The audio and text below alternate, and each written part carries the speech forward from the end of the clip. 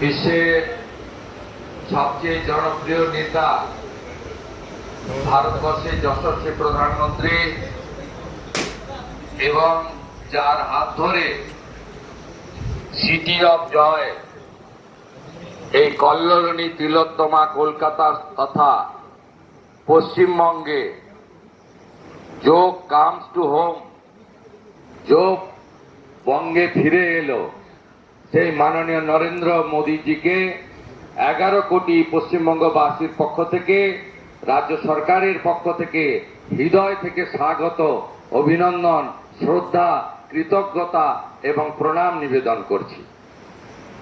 মহামহিম রাজ্যপাল মাননীয় RN রবিজি রয়েছেন, ভারত সরকারের মাননীয় স্বাধীন দায়িত্বপ্রাপ্ত রাষ্ট্রমন্ত্রী প্রতাপ রাও যাদবজি রয়েছেন এবং সম্মানিত ব্যক্তিবর্গ, মিডিয়ার বন্ধুরা এবং যোগপ্রেমী জনগণ রয়েছেন। মাননীয় প্রধানমন্ত্রীর নেতৃত্বে একটু পরেই একটি সুবিশাল বৃহৎ ঐতিহাসিক কার্যক্রম হতে চলেছে।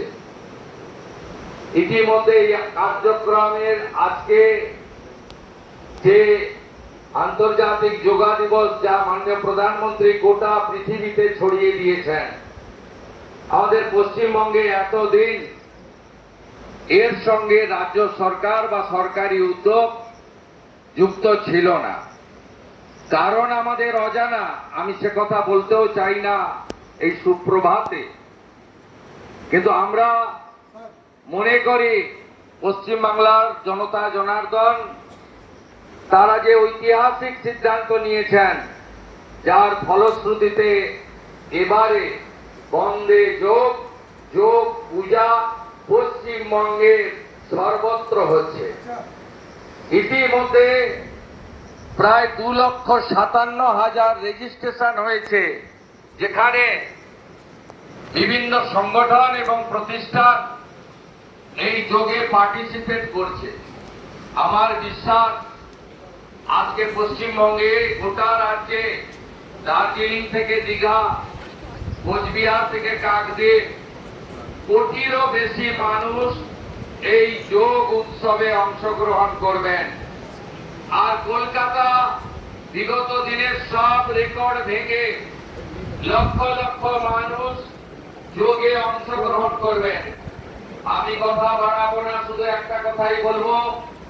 1893 সালে বিশ্ববন্দিত যুব সন্ন্যাসী স্বামী বিবেকানন্দ তিনি এই যোগের সম্পর্কে কি বলেছিলেন আপনারা জানেন। যোগী একমাত্র মুক্তির উপায়, যোগী আনন্দ, যোগী প্রেম এবং যোগের মধ্য দিয়ে মন এবং শরীরের বিকাশ তিনি অনেক আগে বলে গেছেন। এই যোগ পশ্চিমবঙ্গের পুরনো সংস্কৃতি, বেদ, উপনিষদ, গীতা থেকে শুরু করে এই যোগের কথা আমরা সবাই পড়েছি এই সমস্ত ঐতিহাসিক গ্রন্থে। 1920 সালে যোগানন্দ পরমহংসের হাত ধরে এখানে যোগের প্রতিষ্ঠান গড়ে ওঠে।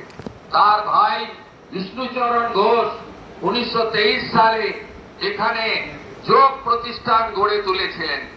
আমি আর কথা বাড়াবো না, ইতিহাস আমরা জানি। আমি শুধু প্রণাম আর কৃতজ্ঞতা জানাবো বাংলার গণদেবতা জনতা জনার্দনকে, আর ধন্যবাদ জানাবো মাননীয়